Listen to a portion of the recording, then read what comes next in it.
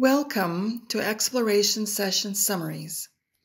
Exploration sessions are offered online as opportunities to speak and listen to each other in a sincere effort to gain understanding about each other's perspectives on a World Conference resolution.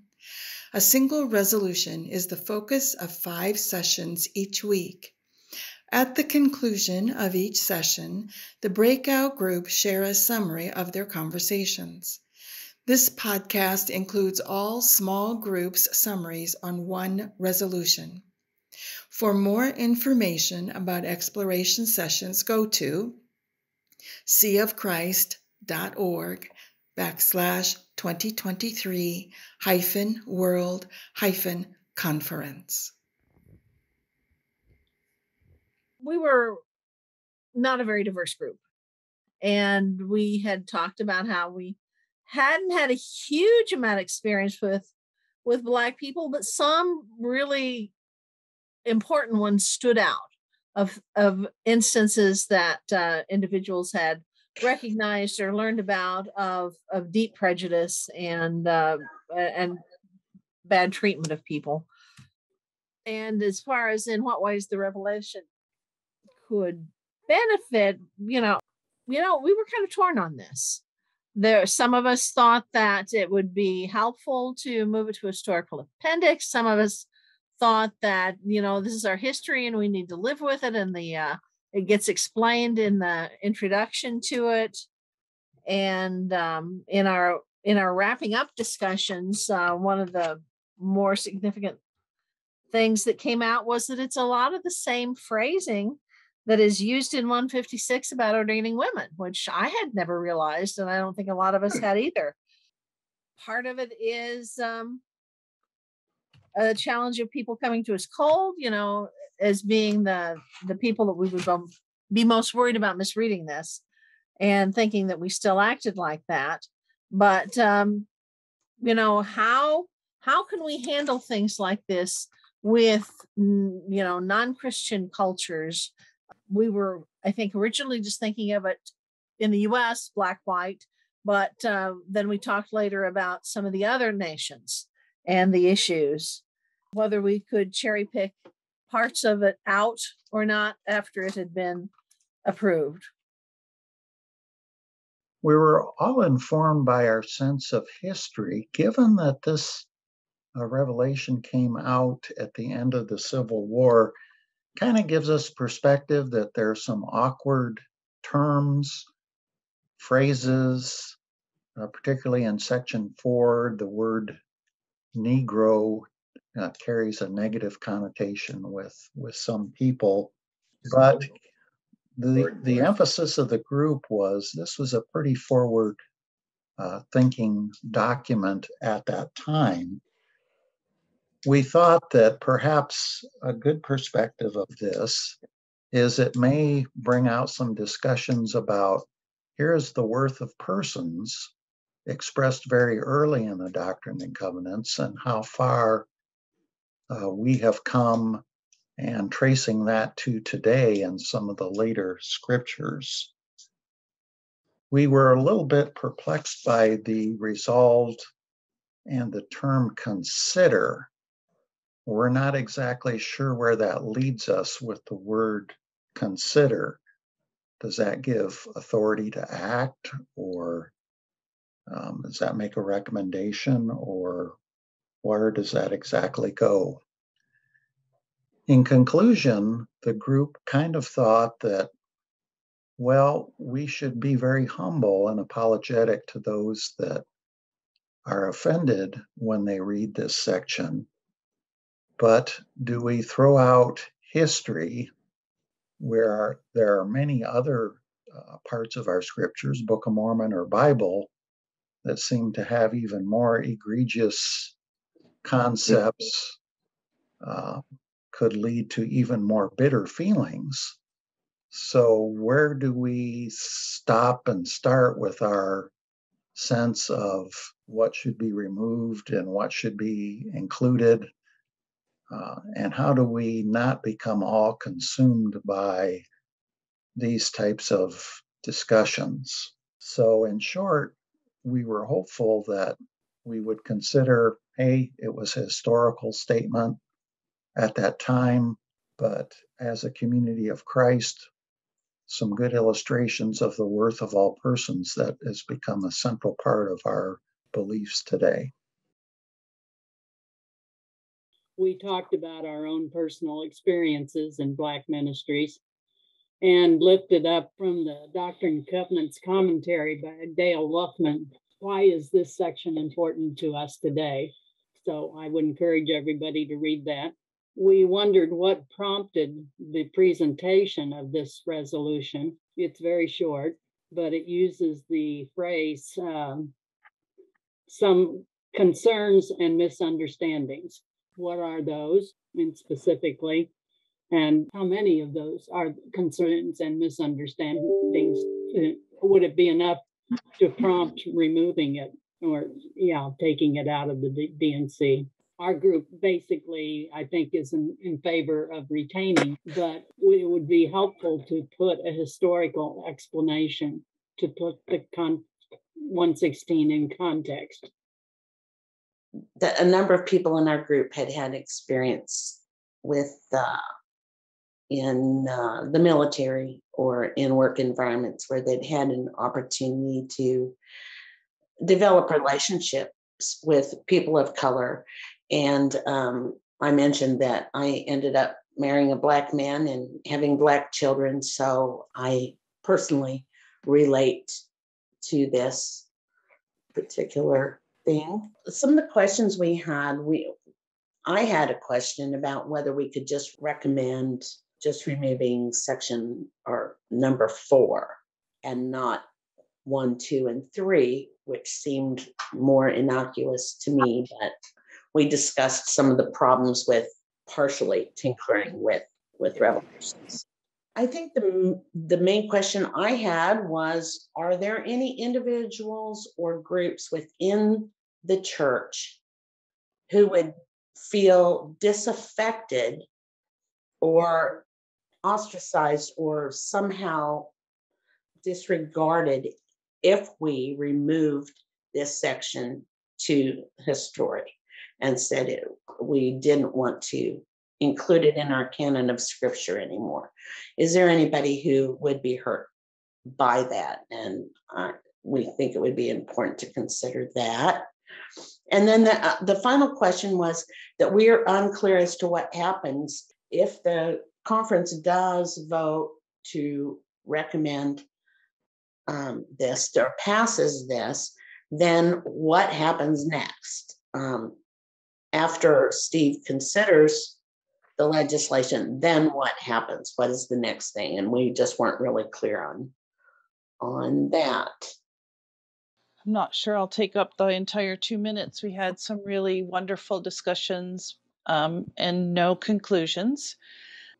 We felt that it was, if the resolution in the section of the Doctrine and Covenants remains in the regular part of the Doctrine and Covenants, it might make it difficult to represent the community of Christ in a positive light as people read through our scriptures and take them as at face value.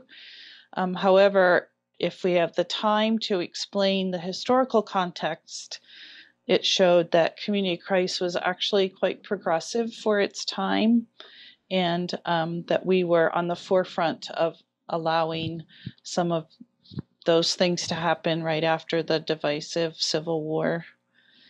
Somebody in our group brought to our attention that it was 13 years between the time the revelation was presented until it was accepted.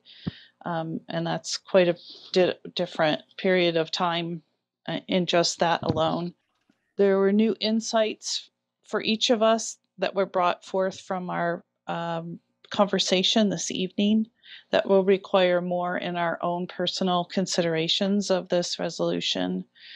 The conversation was more challenging, or listening was than anticipated, and hope that it will be discussed on the conference floor in the same listening community that we had together this evening. And removing it may remove the history from the consciousness of the readers, just because it will no longer be part of the main body of the scripture. We realized that we all had grown up with little exposure to other cultures, but that as we got to know people from other cultures, our lives were blessed and enriched. We felt that the benefit of removing the resolution would be that we put action behind our words of being inclusive, and it would show that our church has a growing understanding of God and God's grace, and it leads us to change, and it shows our growth as a denomination to have it removed. But there's also a concern that people need to see that it was part of our history, and that there is a transparency in all that we do.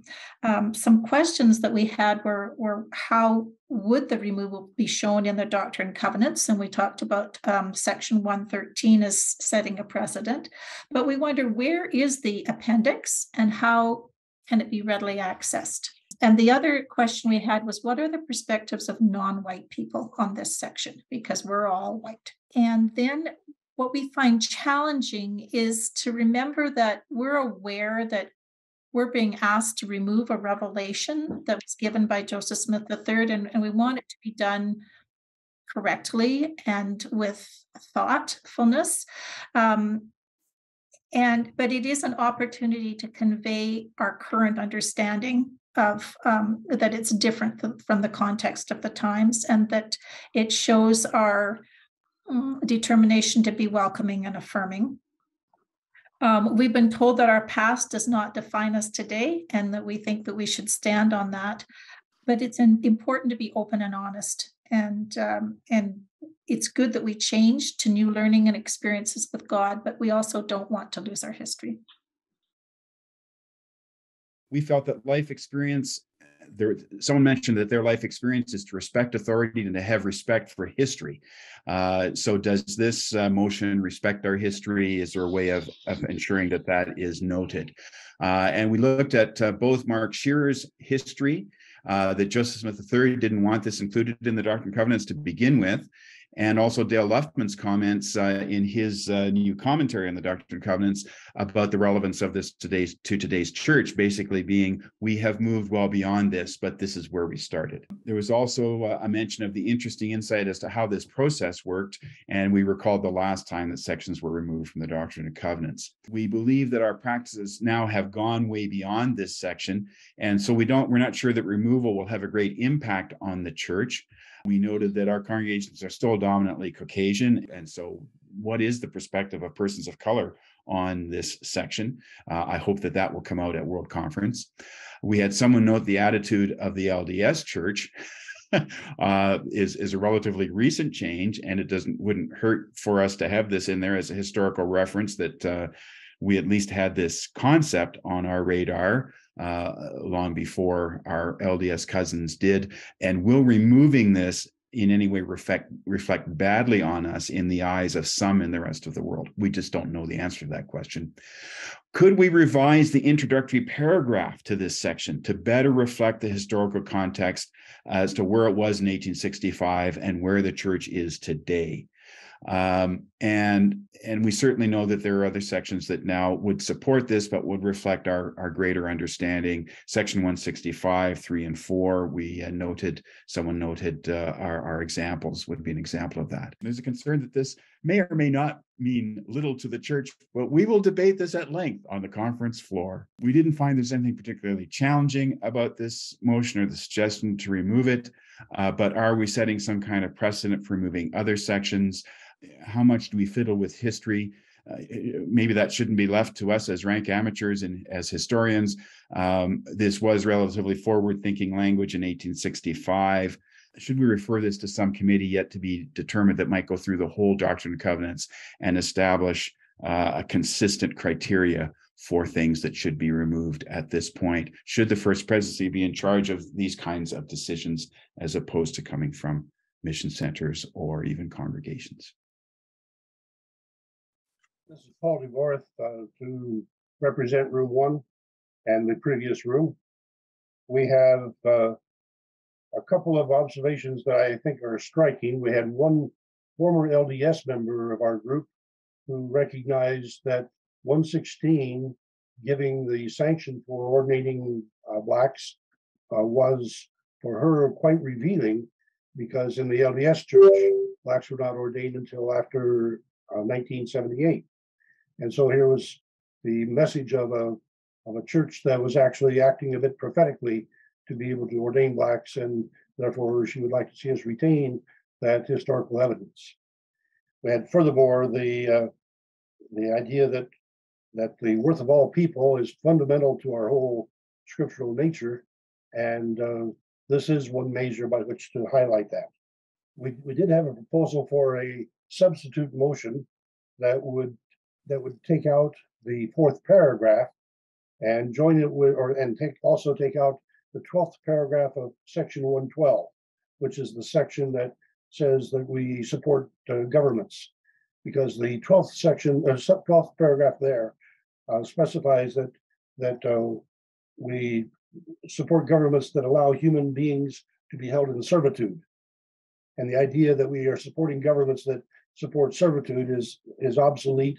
And so if you're going to get rid of the Negro term in 116, then you also ought to get rid of servitude in the earlier section. And so there's a substitute motion that's been laid before the apostle for consideration of that. However, our group generally voted against that because the feeling was that we should not be meddling with the history of our scriptures, and the nature of scripture itself is so significant that we want to preserve the artifacts of our history as well as the history itself, and try to help people understand it. We would like to have had more background statement to provide more information about why this has been brought and how it would benefit Community of Christ to move it to historical, because looking at historical context is what we need to do. And we don't go back and change other scriptures. For example, the used was the Bible, the Old Testament, and killing off all kinds of people. We don't go back and change those scriptures. So we would like to suggest that it be looked at in historical context. One of the sections we feel probably caused the problem is don't be hasty in ordaining Negroes, but that same statement was made when women were called to the priesthood. And another statement that's similar in both of them is that there are those in the ministry not fulfilling their responsibilities and calling, and that it was not making God happy. And that maybe that's one benefit of revisiting this, is that brings back the fact that people still aren't fulfilling their calling. So maybe we need to look again at those priesthood guidelines that came out for the same purpose and, bring them back to the forefront of our ministry. But we felt like, I think the general consensus was that historical context needs to be considered, is saying don't be hasty, give them time. And it was the same way with women. So they weren't necessarily in favor of removing it, but simply putting it in the context that it was given in. Also, Locke's class was mentioned in all of my sessions. So I think that he had a note about the way it was written originally from Joseph Smith III, and then how it was published. So it's a small difference in that as well. The perspective that we tended to bring is that we're all lifelong church members, with one exception who was an adult convert, but most of us were lifelong members to the church, and that is our life experience that we bring to this topic.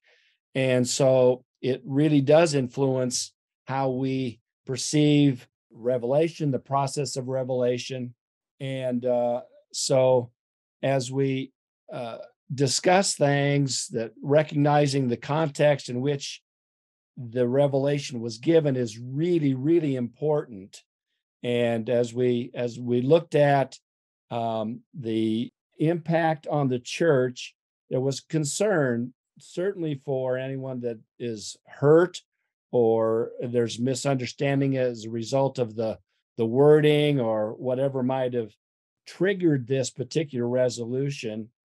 We felt there was some concern that by taking it out, that is a negative impact on the church, and it could be more of a detriment if we remove it, because we are eliminating something that was really important historically, but also in revelatory sense. And we were concerned that maybe this would encourage people to, again, approach the conference and say, hey, this particular phrase needs to be removed. We need to remove this part of section such and such. Are we opening up a can of worms, setting a precedent here that is probably not healthy or beneficial? And we question, are we comfortable letting the president make this decision? And do we really understand the context of the revelation, and then how we are different today? That we have to be reminded that there's only way to remove something is that the president can remove something from the Doctrine and Covenants. At least that's our understanding. That we need to understand more clearly what prompted this, what motivated the purpose of this. But it's reflective of a different time, and our phrasing and terminology today is different. And maybe we can look at that, but not necessarily remove it, because we have to deal with the challenges and face the facts of our own inadequacies and the concern that we were all white people in the group. We'd like to hear more cultural diversity on this issue. We had several questions regarding all this. First of all, it came up several times. What was the need for the mission center that brought it forward to the World Church? What's the background to the resolution? And we know that they'll have a chance to speak to that when the resolution is brought forward. But that was something that, we wondered. The discussion at World Conference, we thought, well, how will that go with the diverse members at World Conference from all over the world, from all nations and all nationalities? It's going to be interesting to hear the interpretation of other people from outside the United States too, as how they view this. We thought that the resolution was not so much, the scripture was not so much about race, but interpreting scripture in context of 1865 when it was given, and also in considering the political situation in the state of Missouri at that time, and felt like that was something that should be considered. And then we had a concern over the carving out of our historical scripture for maybe current reasons. And, we also talked about kind of, if you're going to do this under the situation of race, of course, it could also be included when women were voted to be into the priesthood, taking out all reference to men earlier. So, where do you start? Where do you stop with all this? And several times it was brought up, if this scripture goes into the historical appendix, now that it's not printed in the Doctrine and Covenants, where is it kept, and how can people get to that to see the historical scriptures that are no longer printed? And does the conference have the authority, or I guess the presidency, to only carve out 4A versus the whole scripture? I'll just give you the new piece, or the piece that I want to emphasize from our group. We pretty much said a lot of what you said, so I'm not going to repeat all of that, but we wondered if it might be helpful to have some sort of an official statement on the evolution of our understanding of the Doctrine and Covenants as canonized scripture, because there seem to be policies that have been made that don't necessarily match what would have been considered canonized scripture. So are we seeing that differently now than we have in the past? We acknowledged it as a documentation of our evolution as a church. How can we be who we are today without acknowledging who we were in the past? And so the part about keeping our history, but at the same time putting it in the modern day context, we agreed that that was important, and acknowledged that with our electronic accessibility now, that maybe the historical parts could be more accessible if we electronically made them available.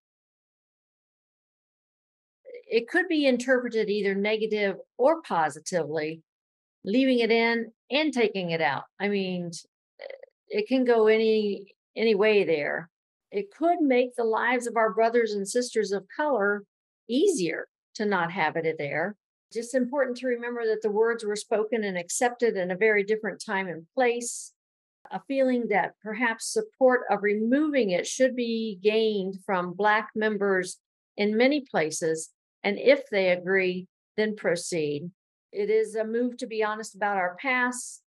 And one thought that it's probably taken too long already.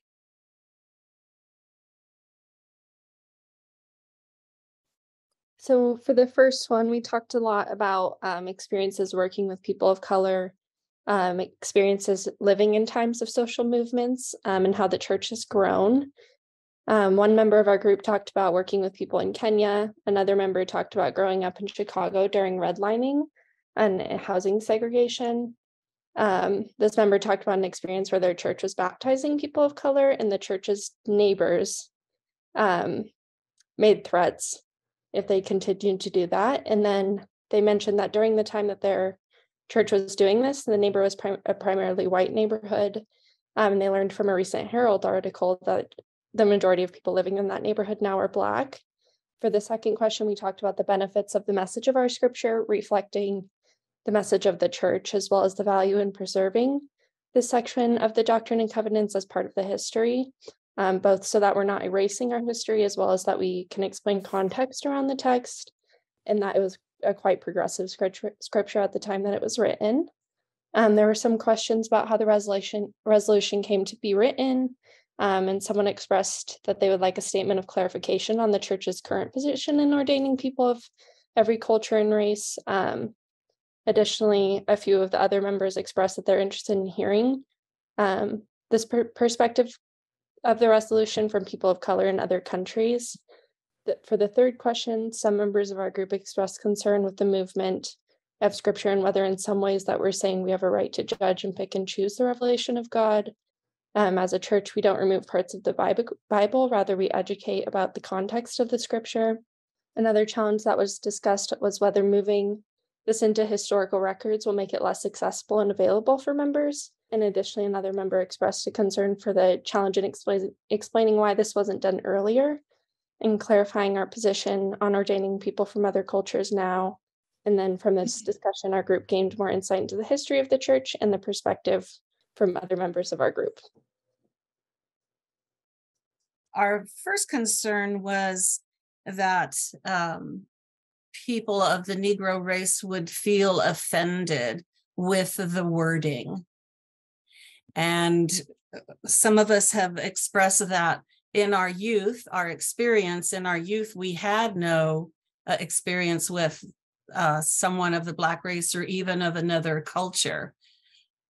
One lady was so very blessed in that the directors of her school, education, they allowed Black students into her schools, and then some of them were allowed to go to a Black school so they could learn together and finding out the differences or the similarities that we have with another culture. Our concern is that it be removed into the historical section and we would lose our history. Does that then take us up to 156? And would that at some point be moved to the historical section also?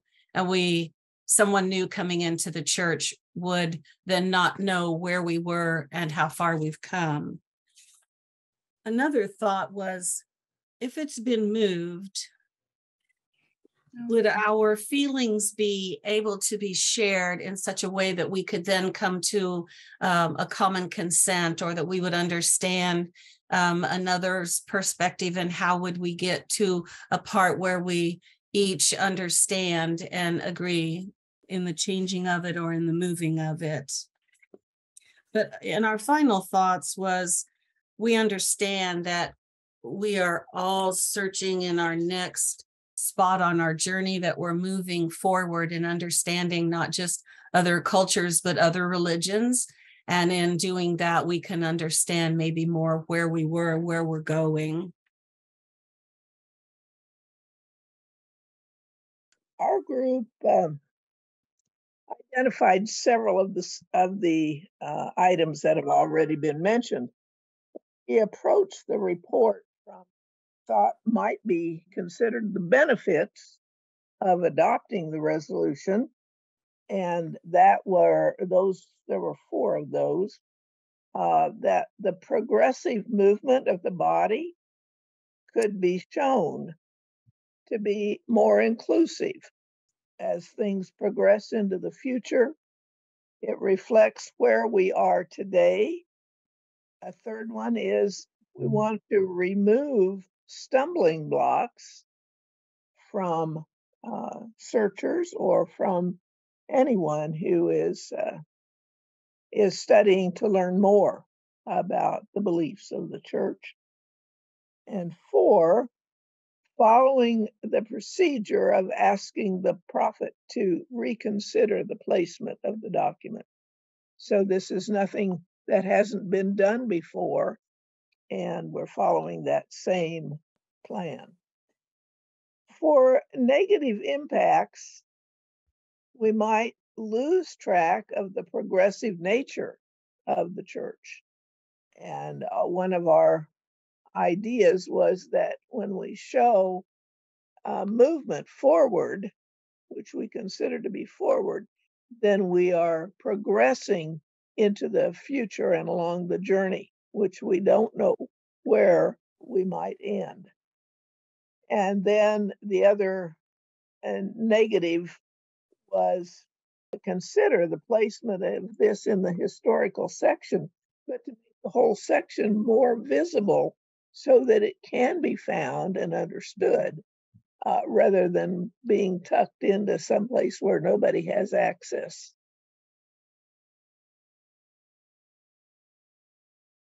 So our group, we discussed the fact that times change, and the one reason that this section was probably given when it was given was because things that are accepted today were not accepted then. We talked about the evolvement of racist attitudes, the fact that many of us have experienced having to move away from the ideas of our parents and past generations. Some expressed the opinion that moving this section is something that should have happened earlier than now.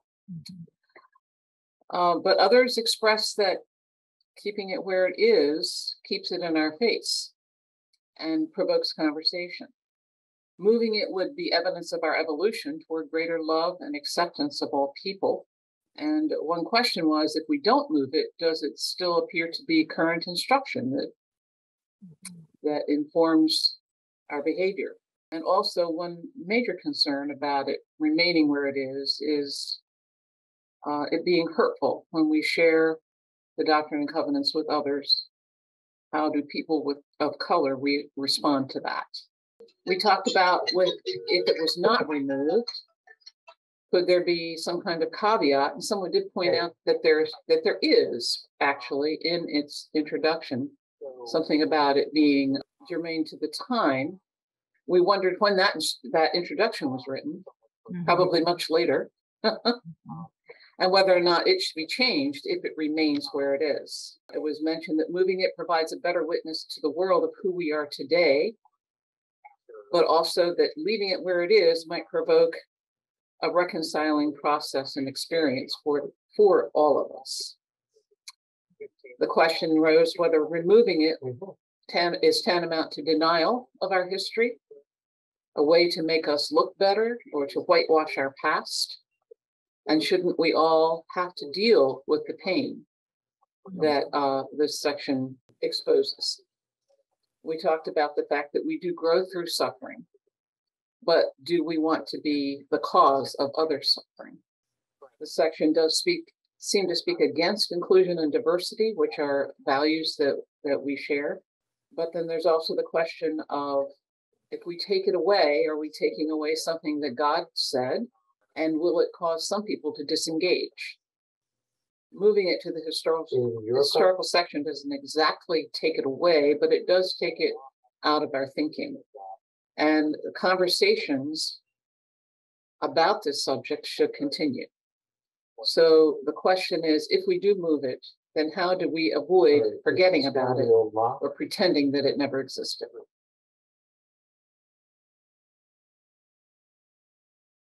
We said God doesn't change, but our understanding does. And so we've already removed some sections, and so it has precedence. Their history doesn't restrain us from making changes. At that time this was given, the Utah church totally banned the Black nation people. So this was a little better than what the Utah church did. Removing it may challenge the authenticity of the role of prophet, but to remove it affirms the worth of all, which we believe in. And we pointed out that there's a tendency to think of this revelation or section in terms of the United States. And we are now a world church. And how does this section offend people of other nations, of other ethnicities? And believe that it does probably offend them. And no matter what we do, someone will be unhappy if it's removed, and other people will be happy if it is removed. So we just have to do what we think is right. We had a variety of opinions for those that wanted to include it and those that felt it was important to remove it. So we had support for that resolution as well as concerns about it.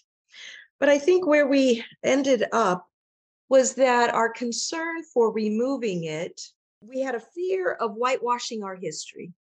We had a fear that in some way by removing it, while it is comes out of good intentions, and while it is an attempt to reflect perhaps who we are becoming, who we are on our way to becoming, a people who value all regardless, and even hoping to become anti-racist. By removing it, it can provide a false narrative as to who we've always been. This is not the journey that we've always taken. And so by having it retained in the document as a document, it can be a touch point to say, this is where we were, but because of ongoing revelation, because of the Spirit working in us and through us, we have moved to a different position. And so it's a signpost as to where we were. It also, by including it, it offers us the opportunity to talk about our enduring principles, to talk about the journey that we've taken, that we are no longer a people that would try to oppress or negate another story. We had with us who definitely felt that by removing it, it diminished the story of those who have lived, who have had lived experience as a Black person, as a person of color in a predominantly white church, and what that has done for and how that has impacted them. We do have concerns about where this document would go, because there is no longer that historical section that is included in Doctrine and Covenants. And so to say this will go into this section, we can always go back to it, denies the feasibility of accessibility for most people. While including it, we don't want it to drag us away from our mission moving forward. We want to acknowledge it as part of our story, as part of our journey, as a signpost of where we've been, and be able to speak to it from an honest place. And I would say, hopefully allow others to look at their own personal histories and their own journeys of faith and say, I'm not who I used to be because of the love and grace of God and this community. First of all, we were blessed with quite a diversity not only from the United States, but from other nations. And so we were given a little bit more perspective on not just what is taking place here where the United States is, but throughout the rest of the world. And the first thing that we summarized was the fact that after all of our discussions with one another, we felt that we were united in the support of this resolution because it helps us to express ourselves in a loving relationship with all, and that all are of worth. But we also understand that there are those who were opposed to this resolution and that there may be some challenges in some of our loved members staying with the church. We understood that people in different nations see this resolution differently from those who are in the United States, maybe because of the fact that in the United States, we have a shared heritage, especially upon this subject. And in other nations, they are more influenced by the fact that there is so much diversity already in their nation. The other thing that we decided was the fact that it is the World Church's statement that all are of worth. This has been stated before in previous sections, Doctrine and Covenants sections, and that this would help to also support the fact that all are of worth. The thing that we were most thankful for within our group was the fact that we were able to see and began to understand where some of the different opinions came from, especially whenever we looked at other nations and how they saw the United States tackling or living with this discrimination. And we were also part of a group that recognized that it is part of our history, and there were concerns about us putting this into historical archives because, again, not necessarily whitewashing, but it was something that it was a past thing, but how do we now look at the future and the fact that we are changing our perspectives. So I think that for us, for our group, most of us were very blessed in the diversity that helped bring more clarification to the fact that all are of worth. And I think that's basically what we came forward with. One of the points that came out was we were pretty much in agreement, but we acknowledged that we wished we'd had some differences of perspective, because respecting that differences of perspective can help us understand things better.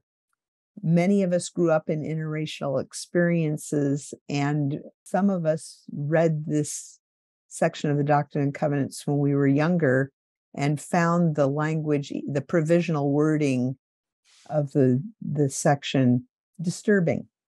That even at that time, there was something about it that just didn't feel right.